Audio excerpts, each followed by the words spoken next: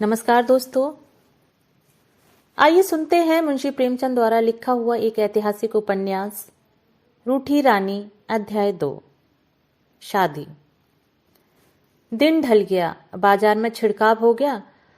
लोग बारात देखने के लिए घरों से उमड़े चले आते हैं। ज्योतिषी ने दरबार में जाकर राव से कहा, अब अगवानी का समय पास आ गया है, अब सवारी की तैयारी का हुक्म दीजिए। रावल, बहुत अच्छा, बारात वालों को भी इसकी खबर कर दो। ज्योतिषी, हाँ खूब याद आया, एक बात मुझे मारवाड़ के ज्योतिषियों से पूछनी है। क्या?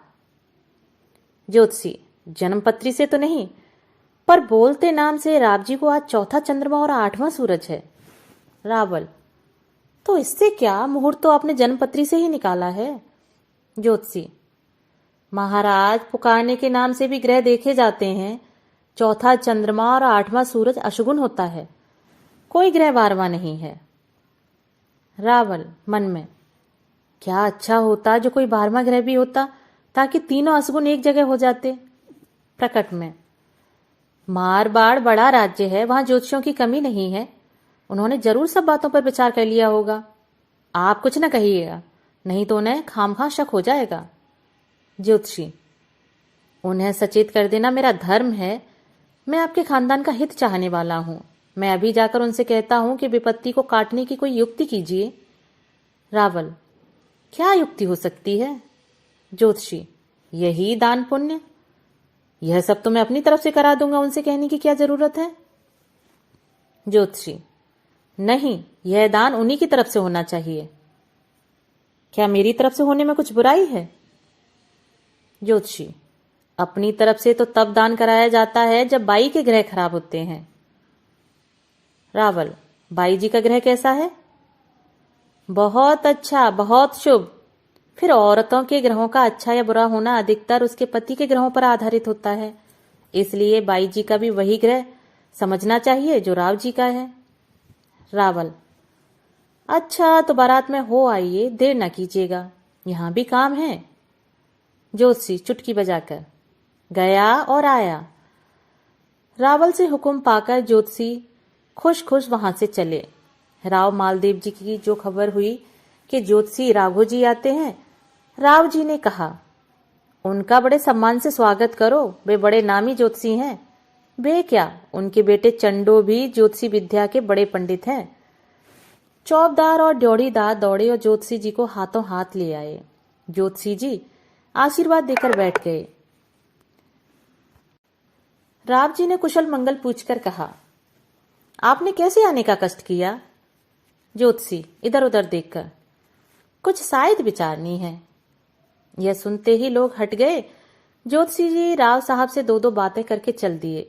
राव जी को बड़ी चिंता हुई, फौरन सरदारों को बुलाकर सलाह मशविरा किया कि ऐसी हालत में क्या करना चाहिए।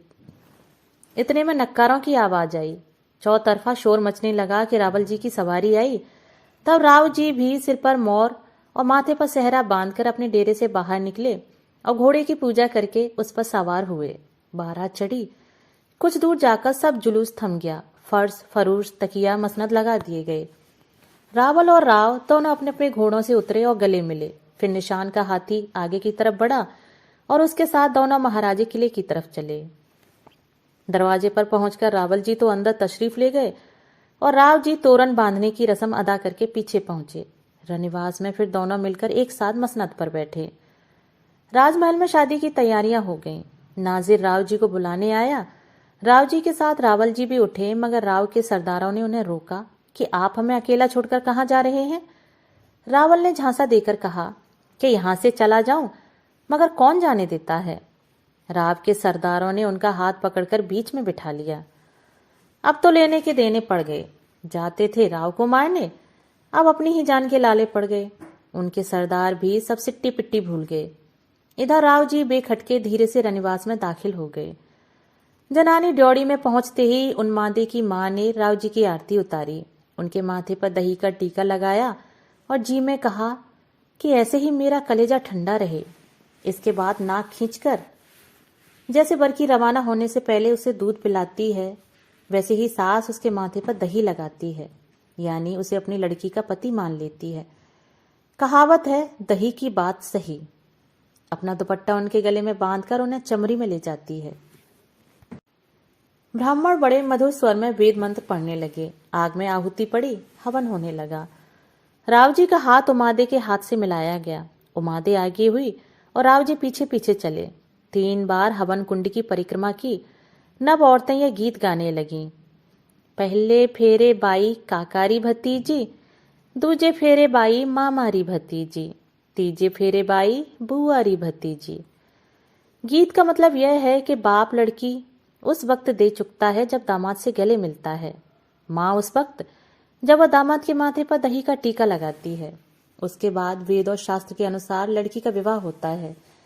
उस वक्त उस पर चाचा, मामा और बुआ का थोड़ा बहुत हक रह जाता है। अगर चाचा को कुछ कहना हो या आपत्ति करनी हो तो पहले फेरे तक कर सकता है, मामा दूसरे फेरे तक और बुआ तीसरे फेरे तक।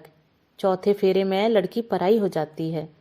फिर किसी का उस पर कोई हक बाकी नहीं रह जाता। इसलिए चौथे फेरे के पहले ही दूल्हा दुल्हन के आगे आ जाता है कि जैसे उस वक्त से वह उसका पति और स्वामी बन जाता है। इस गीत में यह भी प्रकट होता है कि बुआ का हक लड़की पर बहुत माना गया है। चौथे फेरे में राव जी आगे हो गए और उमादे उनके पीछे चलने लगी। तब औरतों ने यह पिछला गाकर अपना गीत पूरा किया। चौथे फेरे बाई हुई रे पराई। गीत सुनते ही माँ और बहनों के दिल भर आए। आंखों से आंसू टपकने लगे कि अब प्यारी उमादे पराई हो गई। इस तरह यह शादी बैशाख सुदी 3 संमत 1593 की रात को अच्छी तरह संपन्न हुई। दोस्तों, अभी आप सुन रहे हैं मुंशी प्रेमचंद द्वारा लिखा हुआ एक ऐतिहासिक उपन्यास रूठी रानी अध्याय 2।